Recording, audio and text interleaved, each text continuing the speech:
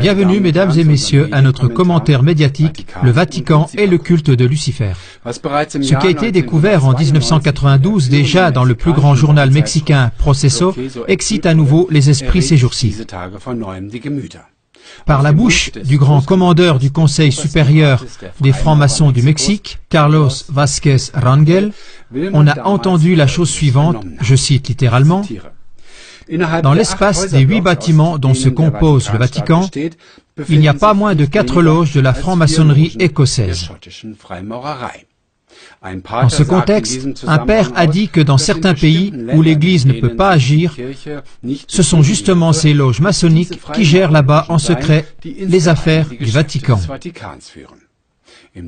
Dans le cadre des recherches et d'un travail d'information à grande échelle, ces jours-ci, de par le monde sont rassemblées des preuves lourdes qui apportent des révélations stupéfiantes sur cette relation étroite du Vatican avec la franc-maçonnerie écossaise.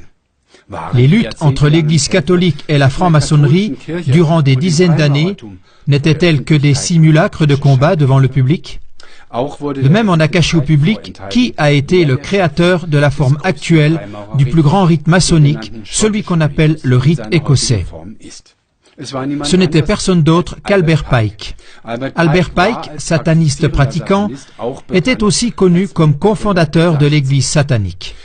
Entre 1859 et 1891, Albert Pike était le grand commandeur de la franc-maçonnerie écossaise. C'est justement cette relation non négligeable qui émeut les esprits tout autour du globe ces jours-ci.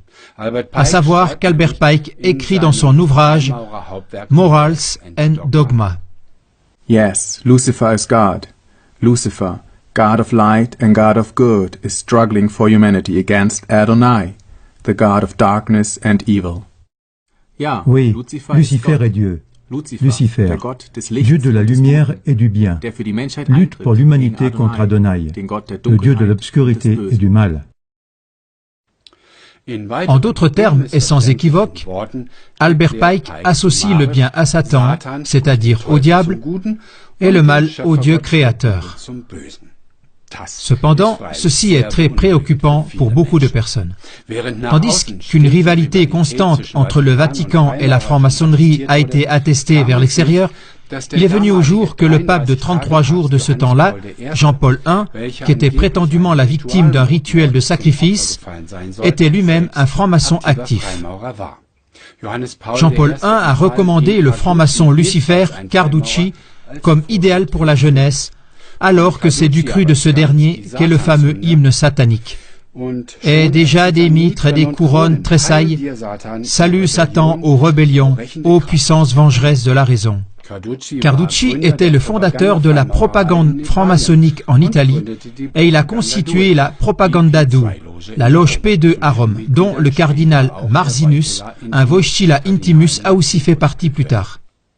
En janvier 1996, le Grand Orient d'Italie a proposé le prix Galileo Galilei au pape Jean-Paul II. C'est la plus grande distinction de la franc-maçonnerie italienne. Motivation: la personne ainsi honorée a toujours pris fait et cause pendant son pontificat pour les valeurs de la franc-maçonnerie universelle. Regardez dans les émissions suivantes d'autres témoignages du culte secret de Lucifer dans l'Église catholique qu'on discute actuellement beaucoup. Pour mieux comprendre, nous comparons d'abord l'énoncé exact du lexique au mot Lucifer. Car jusqu'à présent, on ne connaît le nom Lucifer que par le latin d'Église. Depuis toujours, ce nom avait la réputation d'être le nom propre de Satan, à savoir du diable. Si maintenant ce nom se manifeste de plus en plus ouvertement dans l'adoration en latin, ces choses sont donc des présentations déjà très claires. Mais lisez et voyez vous-même. Lucifer, latin d'Église, Lucifer, le diable, Satan. Définition du lexique. Depuis toujours, le lexique définit Lucifer comme le nom du diable ou Satan en latin d'Église. Alors que le chantre chante en latin clairement et ouvertement Lucifer lors de la messe pascale dans l'Exulté, les textes allemands des livres de cantiques catholiques masquent le nom Lucifer avec le mot « étoile du matin ». La Bible latine, la Vulgate, quand elle parle de Jésus comme étoile du matin, n'utilise nulle part le mot Lucifer, mais exclusivement Stella Splendida Matutina. C'est pourquoi la découverte de cette dissimulation évidente de Lucifer est en train de soulever un tollé mondial. Si on reste fidèle à la définition très ancienne du lexique, le chantre catholique ne chante dans sa liturgie rien d'autre que Lucifer. Il apparaît le matin avec ses flammes. Ce Lucifer, je souligne, celui qui ne connaît pas de défaite. Christ, ton Fils, celui qui est revenu d'en bas.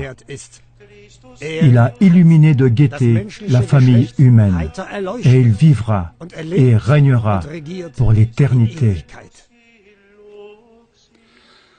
Il y a toujours plus de preuves que la tête de l'Église catholique considère et vénère secrètement Lucifer comme le vrai Fils de Dieu. Et puis, le plus grand télescope spatial nommé Lucifer a aussi fait grande sensation. À qui appartient-il? Au Vatican. Mais regardez vous-même l'émission qui suit. Doch sehen Sie gleich selbst.